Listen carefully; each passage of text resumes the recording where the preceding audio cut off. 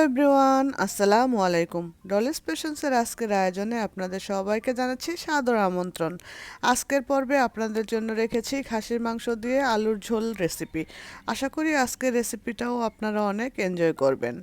খাসির মাংসটা আপনারা অনেকে অনেকভাবে রান্না করে থাকেন, তবে আমি আজকে আপনাদেরকে যে পদ্ধতিতে রান্না করে দেখাবো ঠিক এই পদ্ধতিতে আপনারাও একবার রান্না করে দেখেন।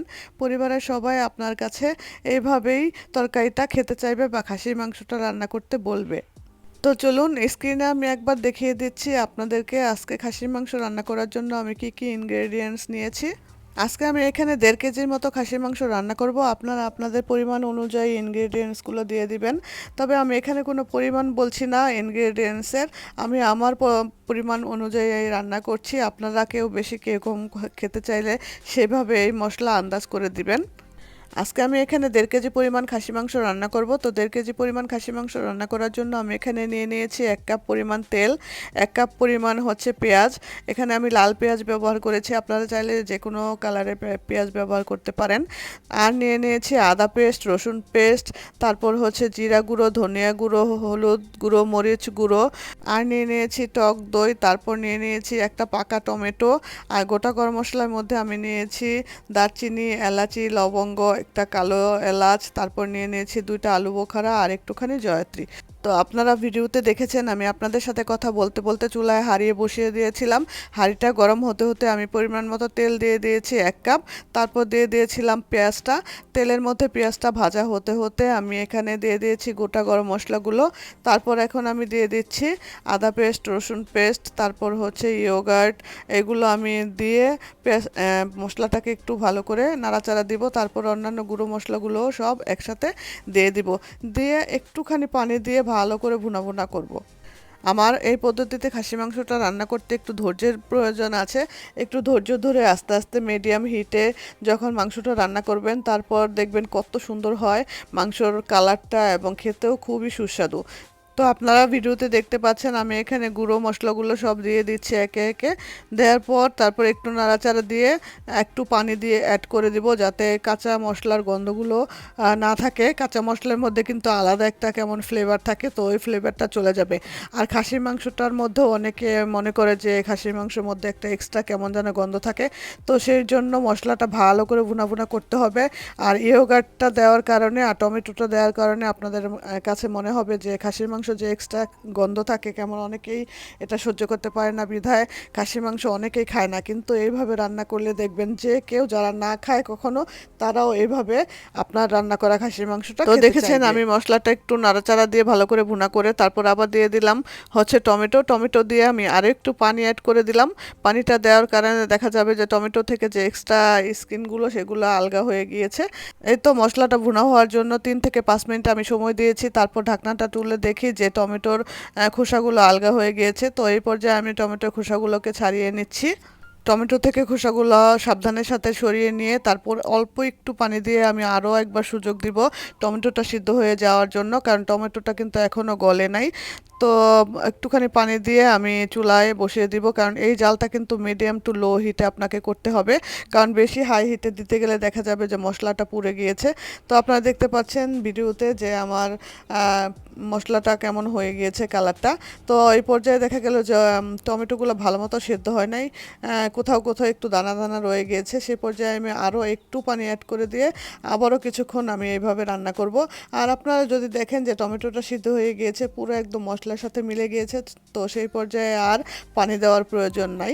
তো আমার টমেটোটা যেহেতু একটু সিদ্ধ হতে সময় লেগেছে, এই পর্যায়ে আমি পানি অ্যাড করে দিয়ে আরও একটু সুযোগ দিয়েছি টমেটোটা ভালোভাবে সিদ্ধ হওয়ার জন্য।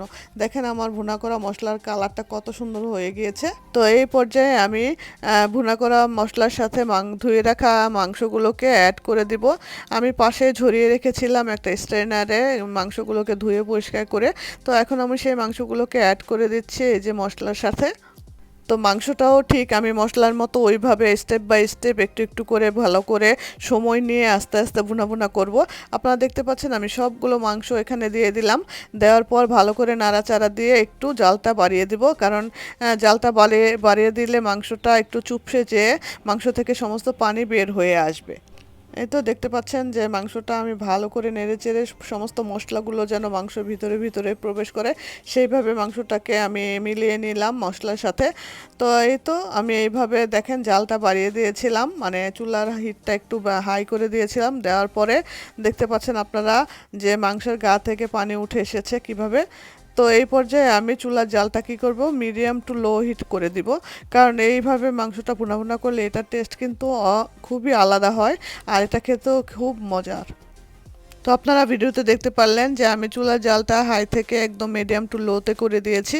তো এইভাবে আরও ২০-২৫ মিনিট রান্না করার পর আমি কিছুক্ষণ পর পর চেক করে দেখব যে মাংসর ঝোলগুলো কি হাঁড়ির নিচে বা হাঁড়ির তলায় লেগে গিয়েছে কিনা। তো এইভাবে আমি কিছুক্ষণ পর পর ঢাকনা তুলে নাড়াচাড়া দিয়ে দেখব, আর মানে মাংসটা ভালোভাবে সিদ্ধ হয়েছে কিনা, কিংবা তেলগুলো উপরে ভেসে উঠেছে কিনা, কিংবা হাঁড়ির তলায় মাংসটা লেগে গিয়েছে কিনা।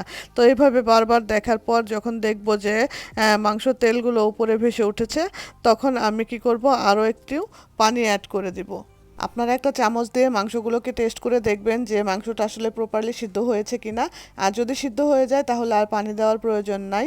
আপনারা এইভাবে পরে আলু মিশিয়ে নেবেন এটার সাথে। আর আলুগুলোকে আপনারা চাইলে আলাদা করে ভেজেও নিতে পারেন, তবে আমি আজকে এখানে আলুগুলোকে ভাজি নাই, আমি শুধু এমনি ধুয়ে কেটে রেখেছিলাম। তো এই পর্যায়ে আমি মাংসটা আরও ভালো করে নাড়াচাড়া দিয়ে চুলার জালটাকে একটু মিডিয়াম টু হাই হিটে রেখে ভালো করে ভুনা ভুনা করে নিচ্ছি, কারণ আমার মাংসটা মোটামুটি সিদ্ধ হয়ে গিয়েছে।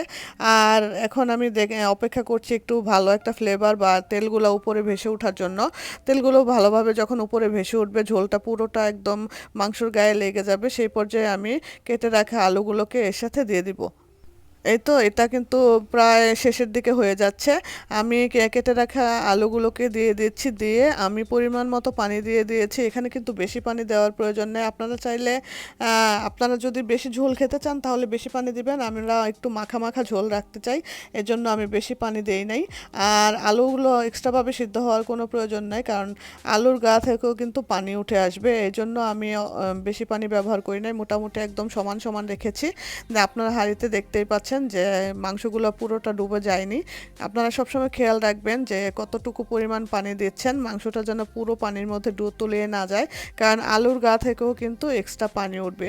তো প্রথমে আমি চুলাটাকে হাই হিটে দিয়ে মাংসটার সাথে আলুটা রান্না করেছি, তারপর আমি মিডিয়াম টু লো হিটে করে দিয়ে আরও প্রায় 10 থেকে 15 মিনিট রান্না করেছি। তারপর আমি চুলার জালটা বন্ধ করে দিয়ে চুলা রেখে দিয়েছিলাম। আর চুলার জালটা বন্ধ করার আগে আমি কিছু কাঁচামরিচ উপরে ছিটিয়ে দিয়েছিলাম।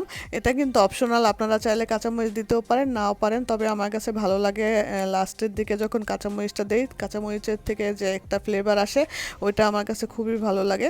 তবে আমি এই কাঁচামরিচগুলো দিয়ে তারপরে যে চুলার জালটা বন্ধ করে দিয়েছি। আর চুলার জালটা বন্ধ করে দেওয়ার আগে আমি কিছু কাঁচামরিচ ছিটিয়ে দিয়েছিলাম। কাঁচামরিচ ছিটিয়ে দিয়ে আরও 5 মিনিট অপেক্ষা করার পর আমি আপনাদেরকে ঢাকনা তুলে দেখাচ্ছি যে আলুটা প্রপারলি সিদ্ধ হয়েছে কিনা। আপনারা দেখতে পাচ্ছেন যে আমার তরকারির মানে মাংসর ঝোলগুলো একদম মাখা মাখা হয়েছে এবং আলুটাও প্রপারভাবে সিদ্ধ হয়ে গিয়েছে।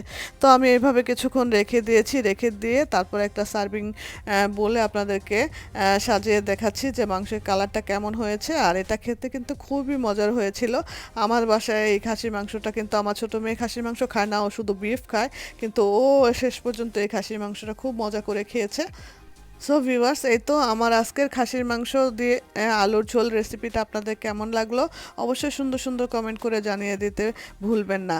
যারা আমার ভিডিওটা নতুন দেখছেন, এখনও আমার চ্যানেলটাকে সাবস্ক্রাইব করেন না, তারা প্লিজ আমার চ্যানেলটাকে সাবস্ক্রাইব করে আমার চ্যানেলের পাশে থাকবেন, আর পাশে থাকা বেল বাটনটাতে ক্লিক করে অল সিলেক্ট করে রাখবেন, যেন এইরকম নতুন নতুন রেসিপি ভিডিওগুলো আপনাদের মিস না হয়ে যায়। আর যারা অলরেডি আমাকে সাবস্ক্রাইব করে আমার চ্যানেলের পাশে আছেন, তাদের জন্য রইল অসংখ্য ভালোবাসা। তো এত সময় নিয়ে আমার ভিডিওটা দেখার জন্য আপনাদেরকে আরও একবার অনেক অনেক ভালোবাসা জানাচ্ছি। পরবর্তী রেসিপি আসার আগ পর্যন্ত আমার সাথেই থাকবেন। আবার দেখা হবে নতুন কোনো রেসিপিতে, নতুন কোনো ভিডিওতে। সেই পর্যন্ত আপনারা পরিবারের সবাইকে নিয়ে ভালো থাকবেন আর আমার জন্য দোয়া করবেন। আসসালামু আলাইকুম, আল্লাহ হাফেজ।